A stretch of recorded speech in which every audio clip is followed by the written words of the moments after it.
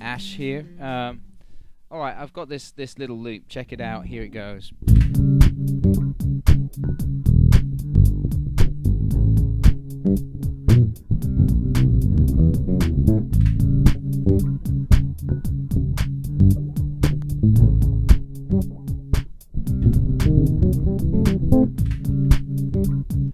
Alright.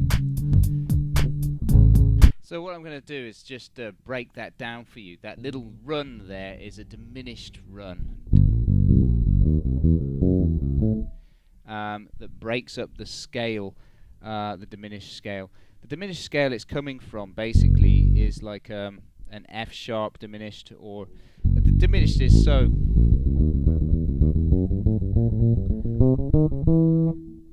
easy to extend because it just follows the same pattern. So one thing you're going to need to practice is this pattern. We're going to go from G, which is the note we're going to start on for that run, and we're going to play up the whole half step diminished scale. So whole step, half step, whole step, half step, whole step, half step, whole step, half step, whole step. That's whole half pattern. Now we are in the key of A7. So that scale contains all of the notes that are in A7 anyway. If you look at the notes that are in A7, root is A, 7th is G, and you've got C sharp as your 3rd, and E would be your 5th, right? And that would be your standard chord, right? So A7. And then you look at the notes in that scale. G, well that's the 7th. A, okay, that's the root. B flat, that's a flat 9th. C, that's not in the chord, but that is the sharp 9. Then you got the C sharp, okay, that's the 3rd.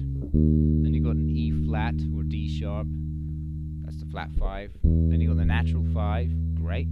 Then you got the F sharp, which is the raised 6, and then you got the 7th, and back to the root. So all of the notes are in the scale. That's the point. So it gives you that kind of sort of fusion sound, which is sort of cool. And all I'm doing for the groove is just playing root, 7th, 5th, 7th, again, root, 7th, 5th, 7th.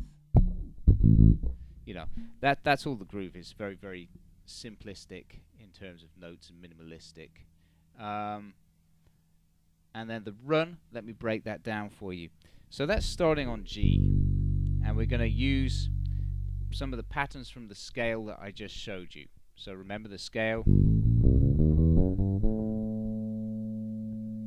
We're going to use this pattern from the scale. We're going to go from G to B flat to C, back to B flat, back to G.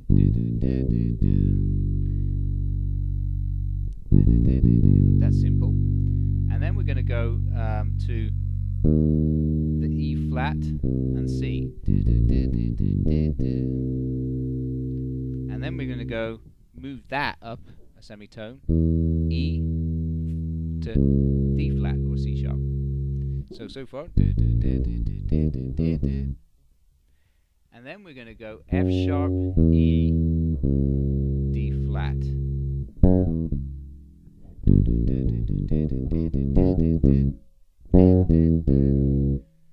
Okay, slow that right down for you.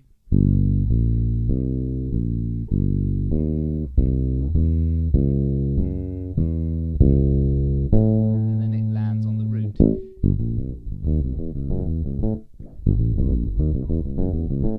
So that's the pattern, and then I play it an octave up. And I also play it.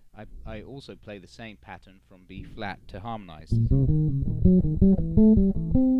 Gives you like a horn line kind of sound, which is sort of cool. So this pattern is really good just for an alternate finger exercise, a different way of moving maybe a way that you're not used to. You can also extend this from anywhere. You can extend this and follow the pattern.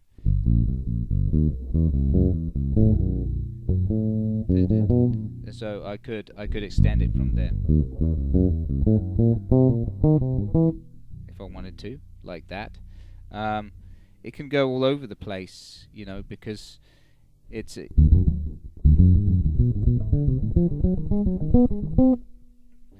you can extend it, the pattern, from any of the notes that are within the scale, basically, and the pattern will work anywhere. So that's the beauty of it. But for our intents and purposes,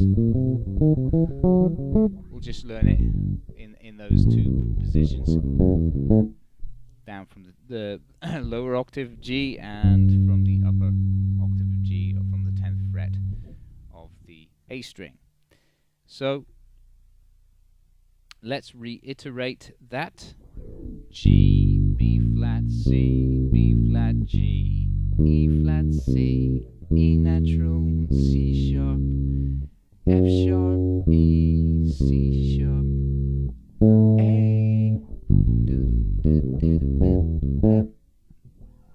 and then an octave up.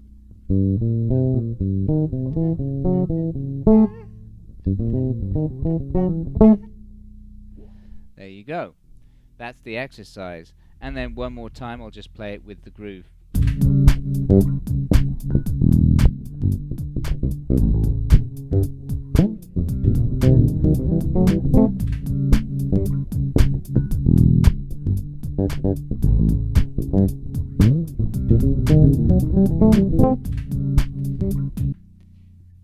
So that's it. Have fun with that one. The tabs are up, and also that backing track is up too. So